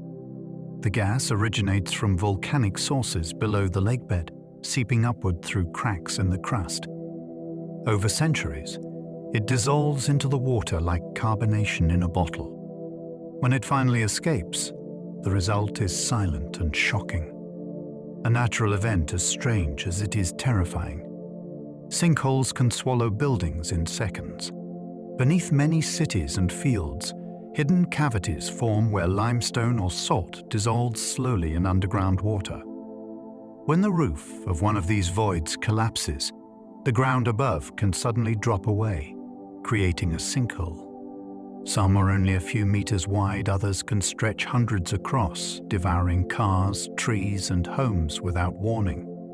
They form most often after heavy rain, when water seeps through cracks and weakens the layers below. Entire neighborhoods have been built atop such fragile foundations without realizing it. Scientists map vulnerable regions with radar and ground sensors to detect cavities before disaster strikes. Though dramatic, sinkholes are part of the planet's natural recycling of rock, where water patiently sculpts the landscape from beneath. Each collapse reveals the fragile balance between solid ground and the hidden hollows that lie quietly just below our everyday world. Karst landscapes hide secret rivers flowing through stone. Where limestone or dolomite dominates the bedrock, rainwater slowly carves intricate networks of tunnels and caverns. These underground systems can stretch for hundreds of kilometers, carrying entire rivers beneath the surface. The land above collapses in places, forming sinkholes, valleys, and jagged ridges characteristic of karst terrain. Water disappearing into a cave entrance might re-emerge miles away as a clear spring. In some regions, entire ecosystems have adapted to these lightless waterways, from blind fish to translucent insects. Karst landscapes are found on every continent and provide drinking water for millions of people, yet their hidden nature makes them vulnerable to pollution. Exploring them is like entering the circulatory system of the planet, where stone and water move together in endless dialogue, dissolving, shaping, and renewing the surface of the earth drop by drop. Stalactites grow from the ceiling, stalagmites from the floor, and they can meet to form pillars. Inside limestone caves, dripping water carries dissolved minerals that slowly crystallize as it evaporates. From the ceiling, each droplet leaves behind a tiny ring of calcite that lengthens downward over centuries, forming the stalactite. Where the drops land, matching mounds grow upward as stalagmites. Eventually, they can meet to create towering columns that seem to hold the cave aloft. The process is so gradual that growth rates are measured in millimeters per century. Lantern light reveals their delicate textures. Frozen waterfalls sculpted by time and patience. These formations are living records of the cave's history, recording changes in water chemistry and climate. When viewed together, they resemble forests of stone, where every branch and trunk was born from a single droplet that fell through darkness, carrying the memory of rain and the passage of unthinkable time. Cave formations grow slower than fingernails. The breathtaking shapes found in caves are products of unimaginable patience. Stalactites, flowstones, and crystal draperies accumulate one layer at a time as water leaves behind thin films of mineral. A single centimeter of growth can take hundreds of years. The rate depends on the drip of water, the purity of minerals, and even the temperature of the surrounding rock. Some formations still glisten wet from drops that began their journey through the ground decades ago. Studying their layers allows scientists to reconstruct past climates, revealing droughts, floods, and shifts in rainfall patterns long before written history. Walking through a cavern is like entering a slow-motion clock, where time moves at the pace of minerals crystallizing. These subterranean sculptures remind us that beauty can emerge not from speed or force, but from stillness and persistence beyond human measure. Some caves have their own weather systems. Deep underground, large cave networks can develop microclimates distinct from the surface. Temperature, humidity, and airflow combine to create fogs, winds, and even tiny clouds that drift through the chambers. Warm air rising from deeper passages meets cooler air near entrances, producing swirling currents that resemble miniature weather fronts. Some caves experience regular breathing, exhaling warm air in winter and inhaling cool air in summer as outside conditions change. Moisture condenses on walls, dripping to sustain delicate formations and ecosystems. To step inside is to feel the planet inhale, the rhythm of air and rock joined together. These hidden climates preserve fossils, artifacts, and species that cannot survive elsewhere. Within their stone lungs, caves remind us that even the most solid parts of Earth are filled with movement, breath, and subtle patterns of living atmosphere. Earth's longest cave stretches for hundreds of miles underground. Beneath the rolling hills of Kentucky lies Mammoth Cave, the largest known cave system on Earth. Its passages extend for more than 400 miles, and new tunnels are still being discovered. The network was carved by ancient rivers dissolving limestone over millions of years, branching and looping in a labyrinth that could hide entire cities within its depths. Explorers move through narrow crawls, towering chambers, and underground rivers that still reshape the rock today. The air remains cool and still, and the silence is so deep it seems alive. The cave's vastness challenges the imagination, reminding visitors how much of the planet exists unseen beneath our feet. Mammoth Cave is both a geological wonder and a living record of time, carved by water's persistence into a cathedral of stone that stretches into darkness without end. Earthquakes can permanently change the length of a day. When a massive earthquake shifts the distribution of Earth's mass, the planet's rotation subtly changes. The effect is tiny, usually measured in microseconds, but still measurable. By moving enormous slabs of rock, an earthquake can slightly alter the planet's moment of inertia, just as a spinning skater speeds up when pulling their arms inward. After the 2004 Sumatra earthquake, scientists calculated that the day shortened by fractions of a second. The event also nudged the position of the poles and adjusted the shape of the planet ever so slightly. These shifts remind us that even the concept of a day, which feels absolute, is influenced by the deep movements of rock and gravity.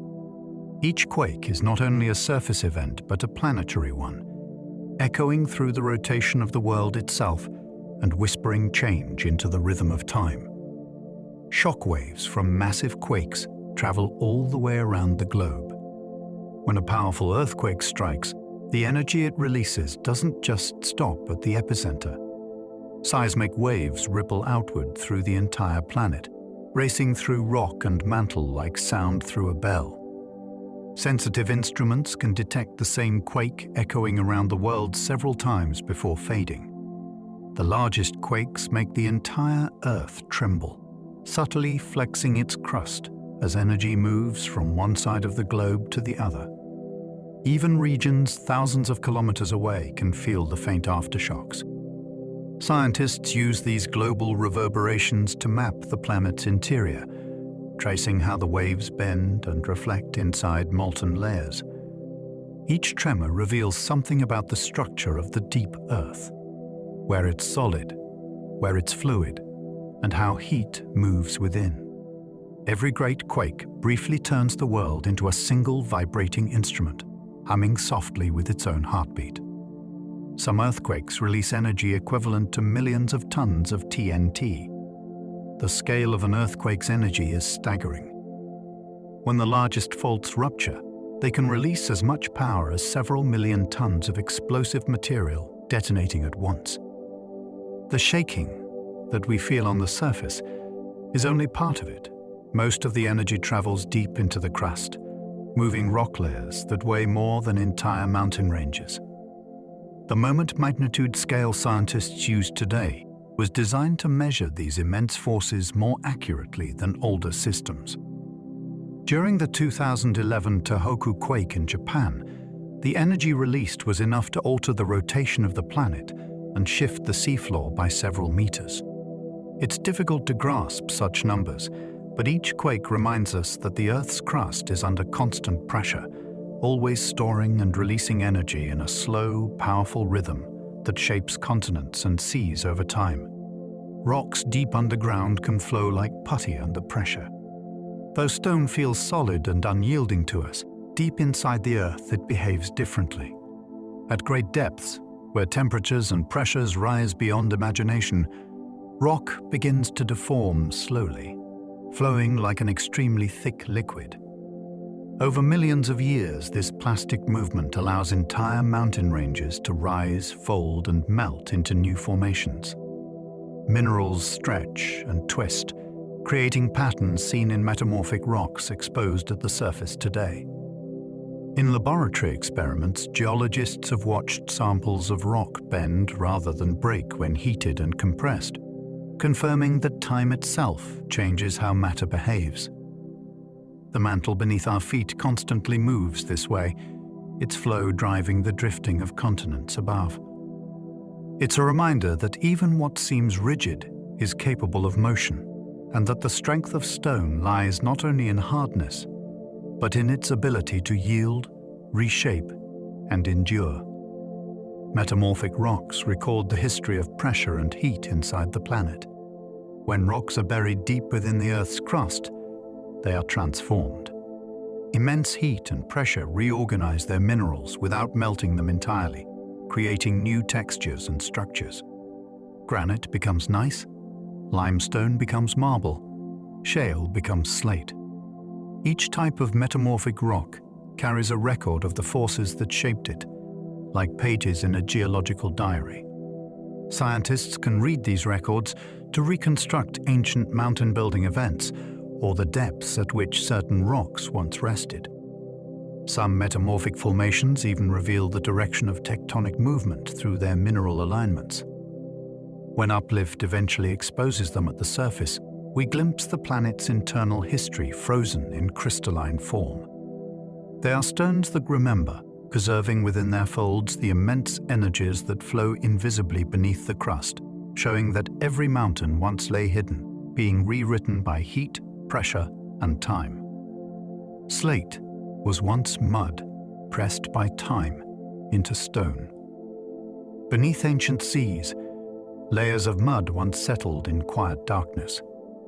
Over millions of years, these sediments compacted under the weight of newer layers above them, squeezing out water and aligning clay minerals into flat sheets. With heat and pressure, that mud hardened into slate, a rock so finely layered that it can be split into smooth tiles. The transformation is a story of stillness turned to strength, the patience of sediment reborn as stone. Slate once formed entire seafloors. Today it roofs cottages and lines pathways, carrying the imprint of ancient oceans into our modern world. If you hold a piece and tilt it to the light, you can still see the sheen of its compressed minerals, tiny echoes of clay that once drifted lazily through water. It's proof that even the softest materials can, through time and pressure, become enduring and strong. Marble began its life as limestone filled with sea fossils. Long before it gleamed in temples and sculptures, marble began as humble limestone on the seafloor. That limestone was composed of shells and skeletons of marine creatures. Coral, plankton, and mollusks compacted over millions of years. When buried deep within the earth, it met heat and pressure that caused its crystals to grow, erasing visible fossils and creating the smooth, interlocking texture of marble. Trace minerals added subtle colors: iron for red, serpentine for green, graphite for gray.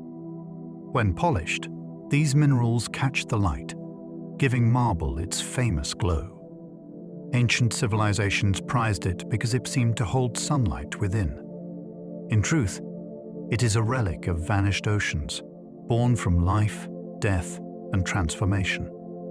Every polished surface of marble, from a cathedral column to a carved statue, was once part of a living sea that hardened into timeless beauty. Every gemstone tells the story of its geological birth. Hidden deep in the Earth's crust, heat, pressure, and chemistry collaborate to create crystals of astonishing beauty. Diamonds form under crushing forces hundreds of kilometers down, while emeralds grow in mineral-rich veins where water and rock exchange elements. Rubies, sapphires, topaz, and quartz each arise from precise conditions of temperature and chemistry that rarely coincide.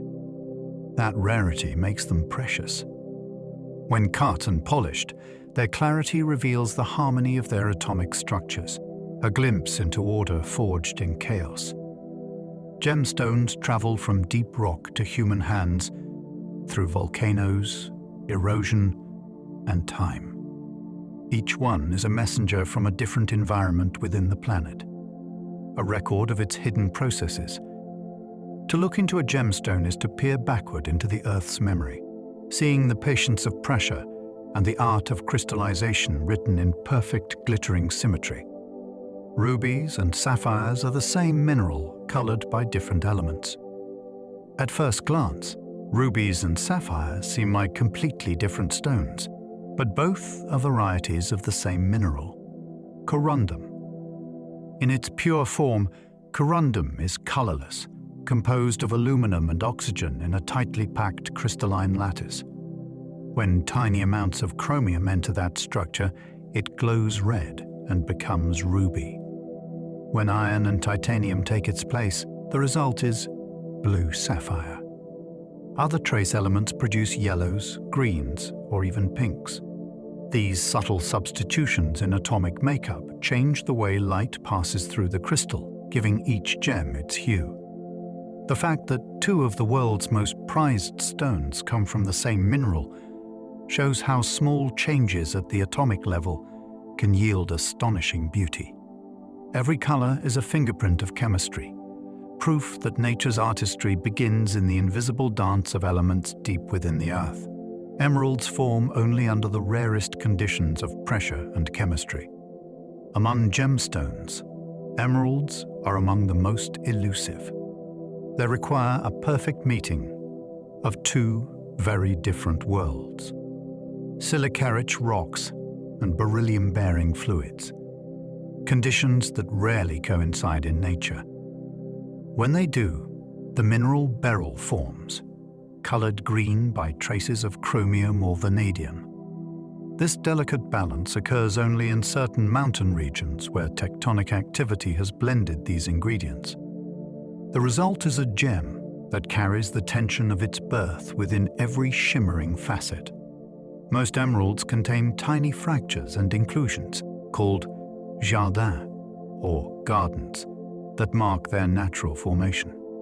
These imperfections are not flaws but signatures of authenticity, evidence that the stone is a true child of the earth. To hold one is to hold the story of improbable chemistry, immense pressure, and geological patience that conspired to create something impossibly rare and luminous. Opal forms from ancient groundwater seeping through silica-rich rock. Opal is unlike most gemstones because it isn't crystalline. It forms when water-carrying dissolved silica trickles through rock, depositing microscopic spheres that stack in delicate layers. These spheres scatter light, producing opal's characteristic rainbow shimmer known as play of color. Many opal deposits began in arid landscapes that were once wet millions of years ago. As the water evaporated, it left behind these intricate, glowing structures. Under magnification, opal reveals a world of order hidden within apparent chaos. A natural mosaic of color suspended in stone. Australia, home to some of the finest specimens, was once part of an ancient inland sea where these processes unfolded. Every opal captures not only the light we see, but the memory of vanished rain, lost rivers, and the quiet chemistry that turns water and sand into fire frozen forever in stone. Meteorites on Earth tell stories from before our planet was born. When fragments of rock fall from space, they bring messages from the earliest days of the solar system. Some meteorites formed billions of years ago, long before Earth existed, from the same cloud of dust and gas that gave birth to the Sun and planets. They contain minerals that have remained unchanged since that time, preserving a record of ancient chemistry. Scientists study them to learn how the building blocks of planets assembled, melted, and differentiated into cores and crusts. Some even carry organic compounds, hinting that the ingredients for life were scattered through space long before Earth began to form. To hold a meteorite is to touch something older than our world. A piece of cosmic debris that has traveled across time and distance to rest in our hands, carrying the memory of creation itself. Some rocks are older than the solar system itself. Within certain meteorites, scientists have discovered microscopic grains called presolar dust, remnants of ancient stars that existed before the Sun. These tiny crystals formed in the outer layers of dying stars and were carried into space by stellar winds. Over billions of years, they drifted through the galaxy, eventually becoming trapped in the material that built our solar system. Their isotopic fingerprints reveal their alien origins, differing from anything found naturally on Earth. To find such grains inside a rock is to discover stardust untouched by planetary processes, matter that predates the world itself. When we analyze these particles, we read stories written before the sun rose, the echoes of supernova and the slow breath of red giants. Each grain is a whisper from the galaxy's past, proof that the Earth itself was born from recycled stars. Lunar rocks brought back by astronauts help date Earth's early crust. The samples collected from the Moon during the Apollo missions did more than reveal lunar history. They unlocked secrets about Earth's own beginnings. The isotopic composition of lunar rocks matches that of Earth's mantle, supporting the theory that the Moon formed from debris left behind after a colossal collision between a young Earth and another planet-sized body. By studying those rocks, scientists could estimate when Earth's crust first solidified, around 4.5 billion years ago. Some of the oldest lunar basalts also record impacts that shaped the early solar system. Their surfaces, pitted by micrometeorites, have remained unchanged for eons, preserving a record of ancient bombardment lost on our eroded planet. Every moon rock brought home is a time capsule, connecting two worlds forever linked by a single violent origin story written in dust and fire. The oldest minerals ever found are tiny zircons from ancient Australia. In the ancient rocks of Western Australia, geologists discovered microscopic crystals of zircon that date back more than 4 billion years. These resilient minerals formed soon after the Earth itself, surviving countless cycles of erosion and metamorphosis. Inside each one lies a trace of uranium that has slowly decayed into lead, allowing scientists to measure their age with extraordinary precision. The zircon's composition shows that liquid water already existed on the planet when they formed, suggesting that Earth's surface cooled surprisingly quickly after its violent birth. They are among the few surviving witnesses of the planet's earliest chapter, fragments that outlasted the destruction of entire continents. To hold a zircon under a microscope is to look directly into the dawn of Earth's history, a crystal memory of a time when the world was still forming its oceans, crust, and atmosphere. These zircons record the first liquid water on Earth. Analysis of those ancient zircons revealed chemical ratios consistent with rocks that had interacted with liquid water. That discovery pushed the timeline for Earth's oceans far earlier than once thought, perhaps within 200 million years of the planet's formation. Before this finding, scientists believed the young Earth was a molten sphere for hundreds of millions of years. The zircons showed that the surface had cooled enough to sustain rain, rivers, and oceans surprisingly soon. This realization reshaped our understanding of habitability, suggesting that conditions suitable for life appeared quickly. Each zircon, smaller than a grain of sand, is a microscopic archive of water's arrival on Earth. Through them, we glimpse a world where vapor condensed, clouds formed, and the first drops of rain fell upon cooling rock. The beginning of the blue planet we know today. The continents were once covered in lava fields the size of countries. Throughout deep time, enormous volcanic events known as flood basalt eruptions blanketed vast regions of the Earth in sheets of molten rock. These outpourings sometimes continued for millions of years, forming plateaus thousands of meters thick and covering areas larger than modern nations. The Deccan traps in India and the Siberian traps in Russia are two dramatic examples. Such eruptions released immense volumes of gas into the atmosphere, altering climate and ecosystems. When they cooled, they left behind landscapes of stepped rock and rich soils that still shape agriculture today. Standing atop one of these regions is to stand upon frozen lava that once flowed in rivers of fire, rewriting continents. These fields of basalt remind us that the Earth's calm present hides a fiery past when entire regions pulsed with magma and the air shimmered with volcanic light. Those lava floods have caused mass extinctions in the past. The largest volcanic outpourings didn't just reshape continents, they reshaped life itself. The gases and ash released during flood basalt events can poison the air, darken skies, and disrupt climate for thousands of years. The Siberian Trap's eruption around 250 million years ago coincided with the greatest extinction in Earth's history, wiping out most marine species and many on land. These catastrophic releases of carbon dioxide and sulfur dioxide triggered acid rain and global warming, unraveling ecosystems. Yet in the aftermath, new life eventually flourished, adapting to the changed world. These cycles of destruction and renewal are woven into Earth's long story, reminders that even the most devastating events become part of the foundation for what comes next. In every extinction lies the seed of evolution, a silent transformation written in ash and stone. Ash from ancient eruptions still lies buried in modern soils. Across the world, thin layers of volcanic ash are preserved within sediment and soil, silent records of eruptions that occurred thousands or even millions of years ago.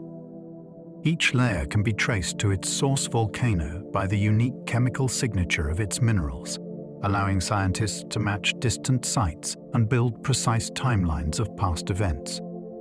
Farmers sometimes unknowingly work these ancient ashes into their fields, their minerals enriching the soil with nutrients.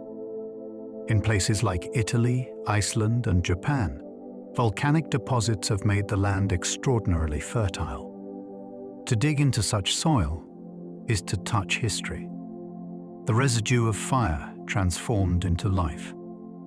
The same ash that once blotted out the sun now nourishes crops and forests, completing a cycle where destruction feeds creation and the remnants of catastrophe sustain the quiet persistence of growth. The Atlantic Ocean was once just a long rift valley. Before the ocean we know existed, the land that became Africa and the Americas was joined in a single supercontinent. Deep cracks began to open between them around 200 million years ago, forming a vast rift that filled with water as the continents drifted apart. Over millions of years, volcanic activity widened the gap, and a new ocean was born. The Mid-Atlantic Ridge, where new crust still forms today, marks the original line of separation. Ancient rift valleys like the one in East Africa offer glimpses of what the early Atlantic once looked like. Long depressions scarred by fault lines and filled with rising magma. What is now an ocean began as a fracture in the Earth's crust, proof that even immense seas start as narrow wounds in stone that slowly deepen until they become worlds of their own. The Seafloor spreads outward from the Mid-Atlantic Ridge like a conveyor belt. In the heart of the Atlantic lies a mountain range hidden beneath the waves, where new crust is continuously formed. Magma rises through cracks, cools, and pushes older rock aside in a steady, symmetrical flow. As this happens, the continents on either side drift farther apart, carried by the movement of the seafloor itself. Magnetic minerals within the cooling lava align with the direction of the planet's magnetic field, creating striped patterns that record ancient field reversals. By measuring these stripes, scientists confirmed that the seafloor truly spreads, validating the theory of plate tectonics. The process continues at a few centimeters per year, imperceptible yet unstoppable. This underwater conveyor of creation expands the ocean even as old crust is pulled downward at subduction zones elsewhere, keeping the surface of the Earth in constant, living motion. Hydrothermal vents create black smokers on the ocean floor. Deep beneath the ocean's surface, along the ridges where tectonic plates meet. Seawater seeps into the crust through cracks and fissures. It descends until it touches molten rock, heating to hundreds of degrees before rising again, laden with dissolved metals and minerals. When that superheated water bursts back into the cold ocean, it cools instantly, precipitating clouds of dark material that billow upward like smoke. These black smokers are underwater chimneys of mineral and heat, continuously forming and collapsing. They build mounds of iron, sulfur, and other compounds that shimmer faintly in the deep. Around them, the water glows faintly from reflected particles, and a strange form of life thrives, feeding not on sunlight, but on chemistry. Each vent is a miniature world, a living reminder that even in eternal darkness, the planet finds ways to breathe, burn, and build. Those vents support entire ecosystems without sunlight. Far from the reach of sunlight, life gathers around deep-sea hydrothermal vents in dense colonies.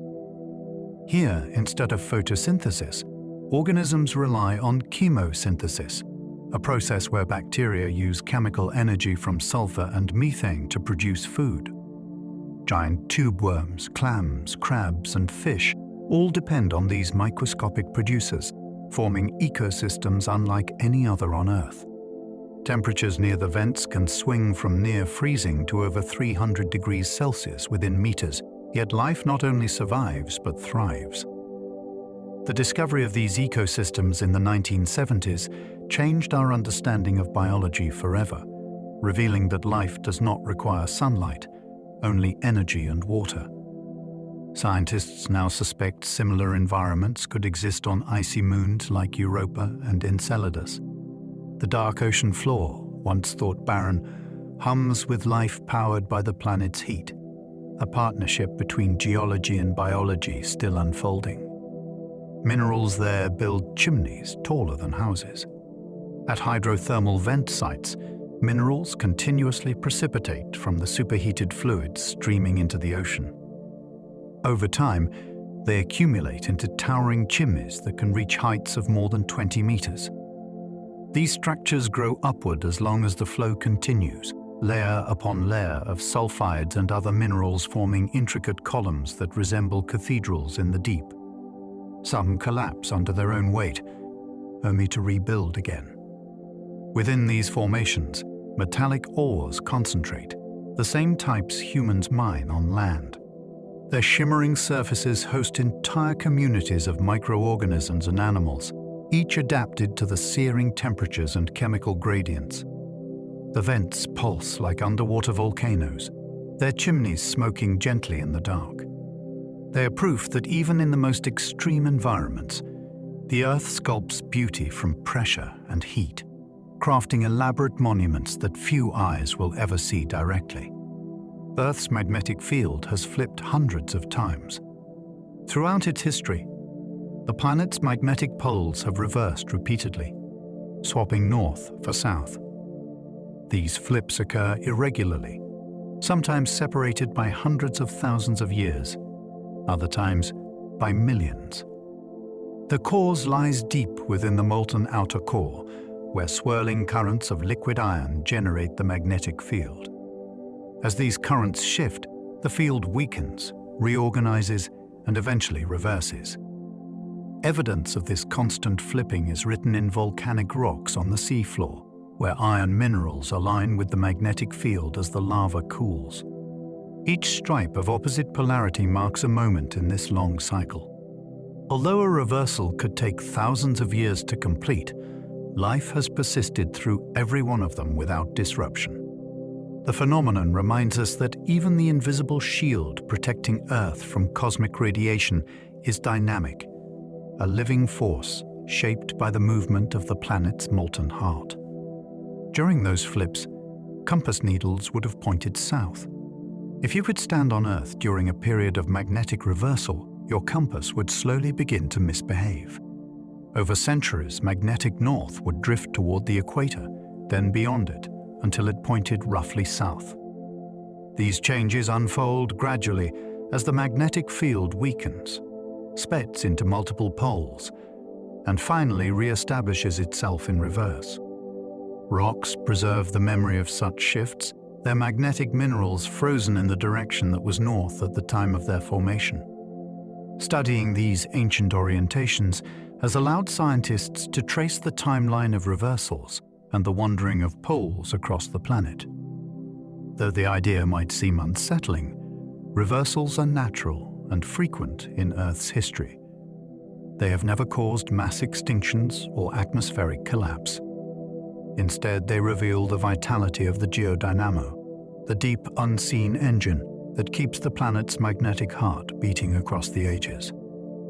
Even today, the magnetic poles wander by miles each year. The Earth's magnetic field is not fixed in place. The North Magnetic Pole, once located in the Canadian Arctic, is now racing towards Siberia at a speed of more than 30 kilometers per year. This drift happens because of changes in the molten iron flowing through the planet's outer core. As convection currents shift, they alter the balance of magnetic forces above.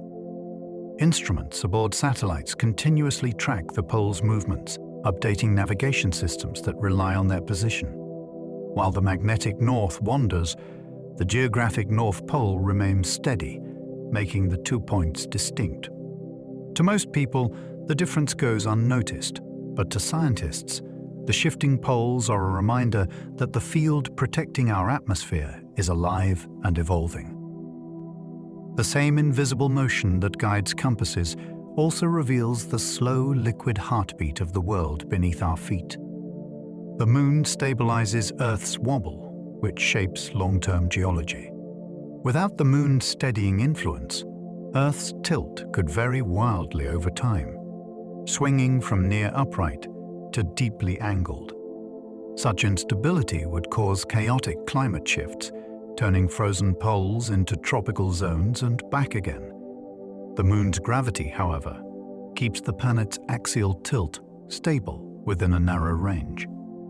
This stability has allowed long-term geological and biological cycles to flourish, providing consistent patterns for ocean currents, ice ages, and weather systems. The tides created by the moon's pull also help distribute energy through the oceans, influencing erosion and sediment movement along coastlines. Our planet's geological calm, its balance between order and change, owes much to this silent partner orbiting above. Every gentle tide and rhythmic season is, in part, a gift from the moon, which has guided Earth's dance for more than 4 billion years without missing a single turn. Tides caused by the moon sculpt coastlines across millennia. Each day, the ocean rises and falls as the moon's gravity tugs at Earth's water. Over years and centuries, these tides do more than move waves, they reshape entire coastlines. Tidal forces carve estuaries, widen bays, and carry sediments that build beaches and deltas. The gentle push and pull erode cliffs and transport nutrients that sustain marine life. In some regions, the tidal range exceeds 10 meters, creating vast intertidal zones that alternate between land and sea. These dynamic environments are nurseries for fish, birds, and countless invertebrates.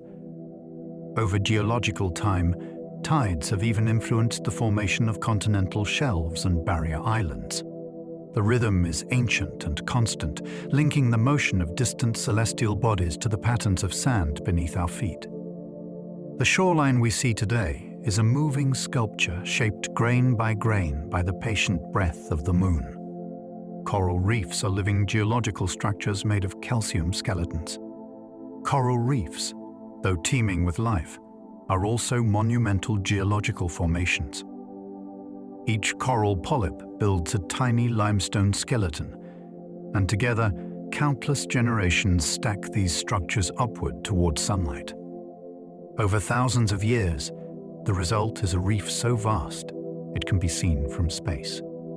The Great Barrier Reef, for example, stretches for more than 2,000 kilometers, formed layer by living builders. When corals die, new ones grow atop their remains, continuing the cycle. These structures serve as natural barriers that protect coastlines and as archives of ocean history, recording temperature and chemistry in their layers.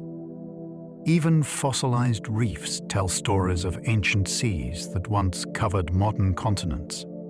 Every coral colony is both a biological community and a geological monument, living rock that breathes, grows, and preserves the memory of the oceans that shaped our world. Some coral reefs are older than many mountain ranges. Beneath the calm surfaces of tropical seas lie reefs that have been growing continuously for tens of millions of years. Some began forming when dinosaurs still roamed the Earth. Over geological timescales, entire mountain chains have risen and eroded away, while these underwater structures quietly expanded. Their cores are made of compacted limestone formed by the skeletons of billions of tiny organisms. As sea levels rose and fell, reefs adapted, climbing upward or migrating toward the light. Fossilized remnants of ancient reefs now appear in deserts and on mountaintops, proof that what was once ocean has become land. The endurance of coral reefs shows the planet's continuity through upheaval, their layered skeletons tracing both biological and geological time. Each one is a cathedral of life and stone, older than civilization, older than mountains, a living bridge between eras of Earth's unfolding story. Dust from deserts can fertilize entire rainforests across oceans. Tiny grains of mineral dust lifted from the world's great deserts travel thousands of kilometers through the atmosphere, carried by winds across continents and seas.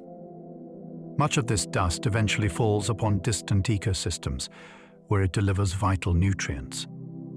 The Amazon rainforest, for example, depends on phosphorus-rich dust blown from the Sahara each year to replenish its soils. Without it, tropical rains would wash essential minerals away.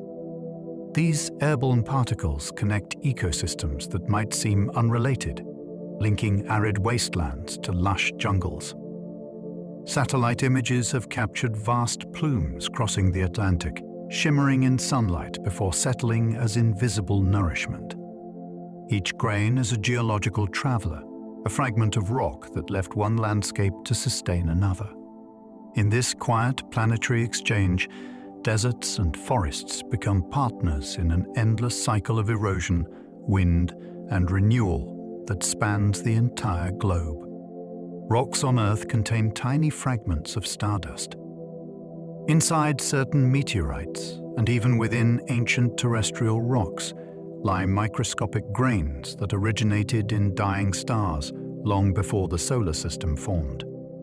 These specks of stardust survived the collapse of the gas cloud that birthed the sun, eventually becoming part of the material that built the planets. Their isotopic signatures are unlike anything produced on Earth, marking them as truly alien in origin. When scientists isolate these particles, they can trace the life cycles of stars, from their formation to their explosive ends. Each grain carries within it atoms forged in stellar furnaces, proof that everything on our planet, including ourselves, was once part of the cosmos. These ancient fragments bridge time and space, reminding us that geology is not confined to Earth alone, but part of a universal story of matter, transforming endlessly through creation and decay. Gold and platinum came from ancient meteor impacts. The precious metals that gleam in jewelry and technology were not part of Earth's original crust. During the planet's formation, nearly all of its gold, platinum, and similar heavy elements sank into the molten core. The metals we mine today arrived later, delivered by meteorites during a period of intense bombardment more than 4 billion years ago. These impacts scattered metallic debris across the surface, enriching the upper crust with treasures forged in stellar explosions. Every gold vein or platinum deposit is a cosmic inheritance, the residue of cataclysmic events that once lit the solar system with fire. To wear or hold a piece of gold is to touch the memory of that ancient rain of metal from the stars. It is a tangible link between celestial violence and earthly beauty, a fusion of cosmic history preserved in the veins of stone. Some impact craters are so eroded they're almost invisible. Over millions of years, wind, water, and tectonic motion can erase nearly all traces of a meteor impact. What begins as a vast circular crater gradually fills with sediment, its rim softened, and its scars hidden beneath forests or seas. Yet the clues remain in the rocks: shopped quartz, melted minerals, and buried rings of fractured crust that reveal a violent origin. Scientists use satellite imagery and magnetic surveys to uncover these hidden scars, many of which once hosted lakes or entire cities unaware of their cosmic foundation. In North America, Africa, and Australia, ancient craters have been discovered beneath layers of younger geology, some dating back billions of years. The near invisibility of these structures shows how the planet heals itself, slowly smoothing even the deepest wounds until they become indistinguishable from the land around them. One giant impact may have triggered the age of the dinosaurs. Around 200 million years ago, a massive asteroid may have struck Earth near what is now Canada, coinciding with the end Triassic extinction event. The collision released enough energy to darken skies and ignite wildfires across continents. Volcanic activity followed, and global temperatures swung dramatically. Many reptile species perished, while dinosaurs better adapted to the changing environment began to dominate. The crater left behind, though eroded, still carries traces of molten rock and shocked minerals that tell the story of devastation and renewal. Impact events like this one have repeatedly reset the course of evolution, erasing some lineages while clearing the way for others. In the wake of destruction, ecosystems rebalance and entirely new forms of life emerge. From the ashes of chaos, the great reptilian rulers of the Mesozoic rose to power, reshaping Earth's biological future for millions of years. Another may have ended it. 66 million years ago, an asteroid about 10 kilometers wide slammed into what is now Mexico's Yucatan Peninsula, releasing energy equal to billions of atomic bombs. The impact vaporized rock, ignited global wildfires, and threw enough dust into the atmosphere to block sunlight for years. Photosynthesis collapsed, food chains failed, and more than 70% of species vanished, including the Nanavian dinosaurs. The crater it left, Chicxulub, remains buried beneath layers of limestone, but perfectly preserved in shape.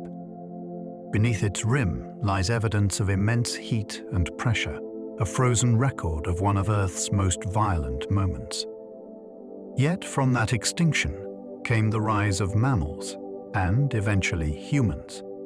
The event that ended one age began another, demonstrating how destruction and creation are inseparable in the story of the planet's ever-turning wheel of change. Earth's surface is dotted with hidden scars from ancient collisions. While many impact craters remain visible, countless others lie buried beneath oceans, deserts, or younger rock. Geologists discover them by studying subtle gravitational and magnetic anomalies that betray circular patterns deep below.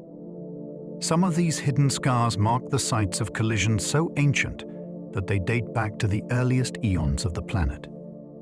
In those times, Earth endured a storm of impacts that reshaped its crust and perhaps even delivered the water and carbon essential for life. These scars, though concealed, are part of the foundation we walk upon, the quiet evidence of a turbulent cosmic youth. Each discovery reminds us that our seemingly stable world has endured unimaginable violence. Over time, erosion and plate tectonics erased the marks. But deep inside the rock, the memory remains, waiting patiently to be read by those who listen to stone. Even today, space dust adds hundreds of tons of new material each day, Our planet is still growing, grain by grain. Every day, tiny particles of cosmic dust drift through space and fall into Earth's atmosphere, burning briefly as meteors or settling unseen onto land and sea. Scientists estimate that more than 100 tons of this material accumulates daily. Most of it comes from comets and asteroids shedding fragments as they orbit the Sun. Collectors in Antarctica and on rooftops worldwide have gathered microscopic spheres of this interplanetary dust, their metallic surfaces glinting under microscopes. Over billions of years, such accumulation has subtly increased Earth's mass, even as erosion and the escape of gases have removed some. These particles are reminders that the planet remains connected to the wider cosmos, continuously exchanging matter with the universe around it, a gentle, ceaseless rain of stars falling upon our world. Geology links every mountain, ocean, fossil, and living thing in one story. The study of Earth's history reveals that nothing exists in isolation. The same forces that lift mountains also stir the seas, recycle rocks, and shape the conditions for life. Fossils tell how climate and geography guided evolution, while minerals record the deep processes that sculpted the continents. Every river carries the memory of erosion, and every grain of sand once belonged to stone. Over billions of years, the cycles of plate movement, volcanism, and weathering have woven together an unbroken story connecting land, life, and time. Geology is the language of that story, the script written in layers beneath our feet.